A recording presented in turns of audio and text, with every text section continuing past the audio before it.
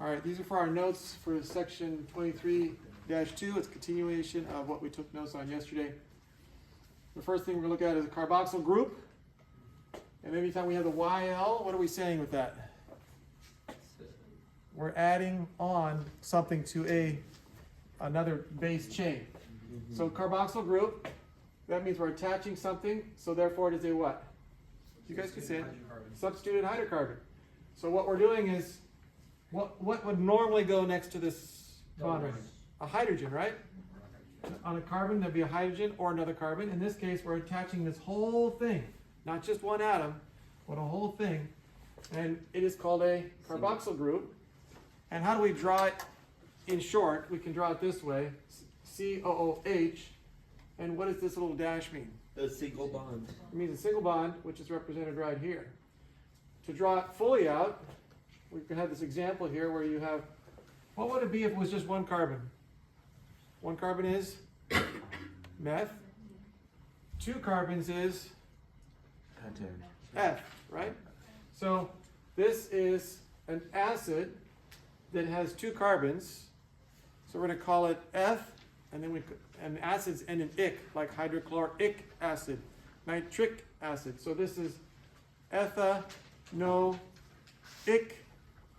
what? Acid. Ethanoic acid. What if we had the same thing attached? What if we had the same thing attached to 3 carbons? How would I name that? Pronic acid. What's 3 carbons? 5 is pent. Propanoic acid. You want to draw that? No, you don't have to draw this one. I want you to draw this one, but you don't have to draw this one. What if we had 4 carbons? What would that be? Butynoic acid. Say it to me. Butanoic. Butanoic acid. What if it had 5? Pentanoic acid, and so it goes. Okay? No way I'm actually getting this correct. So it kind of sounds funny to say Noah, huh? Noah, pentanoic acid. Oh yeah. All right. The next one, I'm going to erase this. Anybody else still need this? No. All right. So the next one we're going to do is on the next page, page 714. And it sounds like a Bible character. Whoops, I was about to spell it like that too. Was that page 714? Like the last page? Oh, you're about to spell. And Esther, okay? Go ahead and pause the video. Record. All right, so an ester is a substituted hydrocarbon. And if you look in your book on page 714, you'll see that the ester is a result of taking a carboxyl group and attaching it to a alcohol. When you combine those two, they come crashing together, and a water molecule is released. And this is bonded together, just like 2 train cars. Have you ever seen trains click together?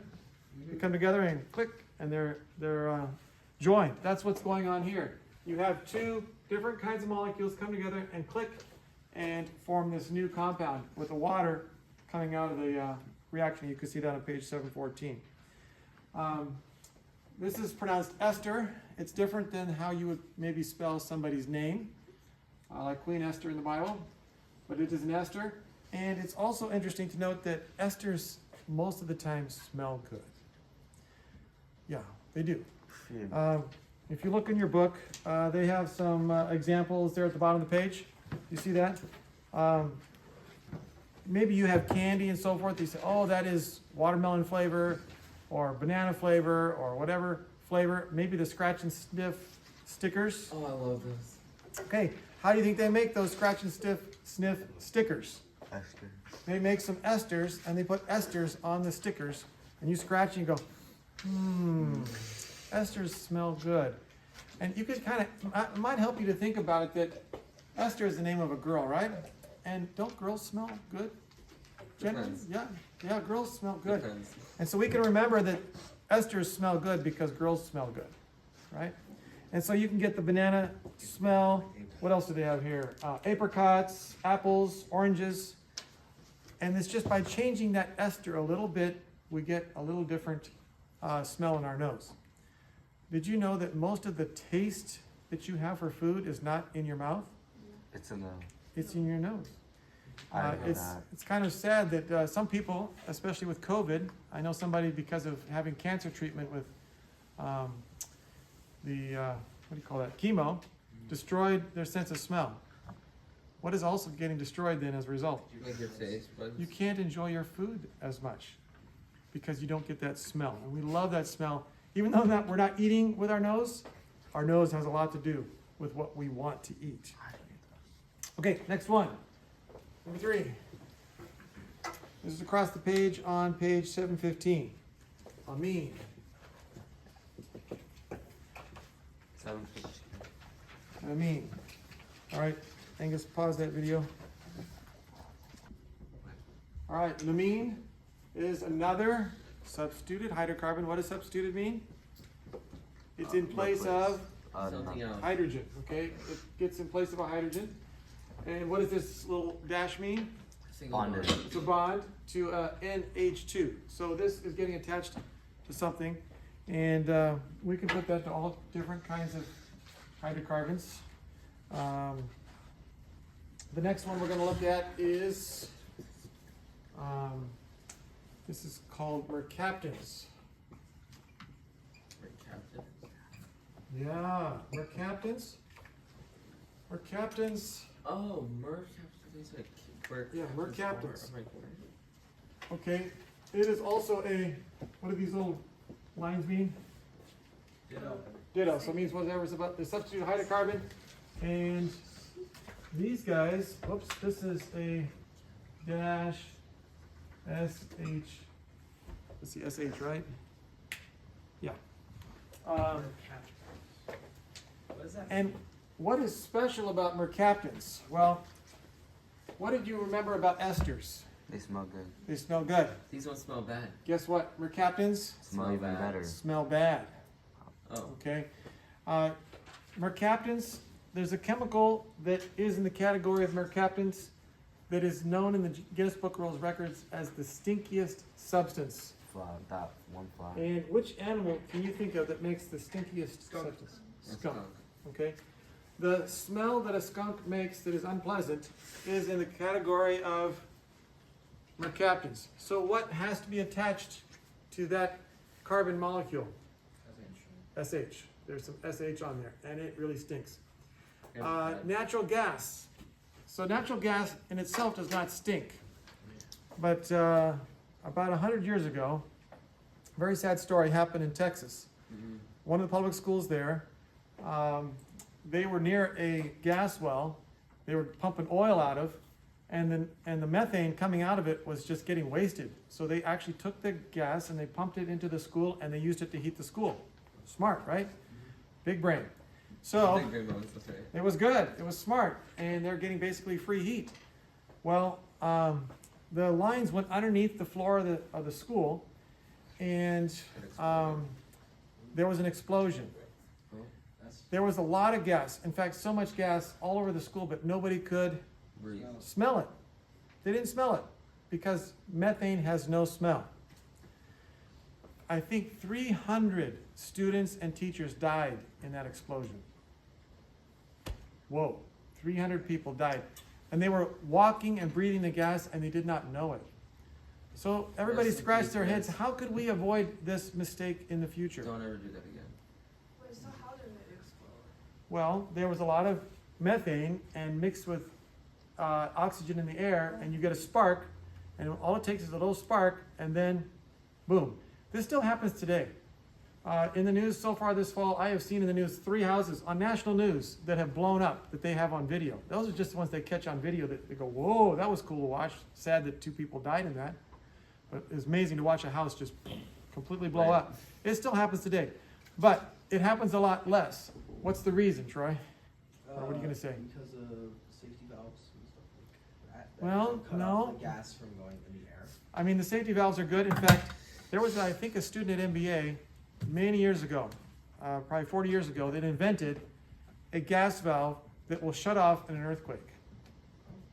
So if there's an earthquake, it'll automatically shut off the gas valve and no more gas goes. That is huge because when there's an earthquake, buildings fall, pipes break, and gas is just being pumped out.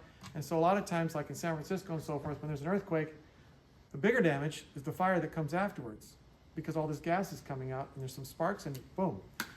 So he invented a valve that would, when it shakes, would just automatically turn off. Pretty smart, huh? Yeah.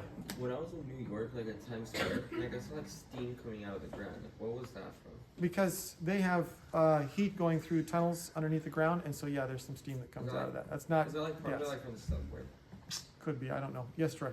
I was gonna say, I had a friend a bit ago, he was like 3 doors down from me, and his mom left the gas onto the stove, but the Oh. stove wasn't lit. Yeah. 'Cause they didn't know, Yeah, because they couldn't really smell it that much, yeah.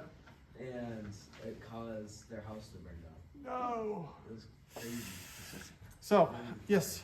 You said a lion went down under the school? Yeah, so the gas line was just a pipe that went through the building underneath the floor, and so it came like I mean, it's not different than what we have. We have a heater right here. There's a gas line that goes through the next one and to the next one. And things happen and we could get a leak. Maybe the pilot light stays on and the wind blew it out. And by the way, it has a safety valve now that if the pilot light goes off, the valve turns off. So it doesn't keep on putting out putting out gas to the pilot light. So if there's a gas leak, does that mean you have to evacuate the building? We should. So the problem was that nobody could smell the gas. So what did they come up with as a solution? They added Gas detector? Andy? They add smell to the gas. Well, what would be a good thing to add to smell? The people say, oh, that smells and that smells bad. Mercaptan. Yeah, would it be a good idea to add an ester no. to the gas? Now because then it smells really good and bad. Everybody come, oh, it smells so good. It smells like bananas in here. Would that be like, time to leave, the house is gonna explode? Is that what it tells you? No, so rather, they chose to add mercaptans to the gas, little skunk smell, and there's different flavors, but they add mercaptans to it so that when you smell it, you go, oh, that kind of stinks. And you recognize it. Also means that you don't have to add very much. It takes just a tiny bit and it'll stink. So when you smell that smell, what do you know? There's gas in the area. Do something about it. Leave the building so that hopefully we don't have a problem with being Get your dogs, get your children. hurt by an explosion. All right. Angus, go ahead and pause it while I write the next thing up. Aromatic compounds.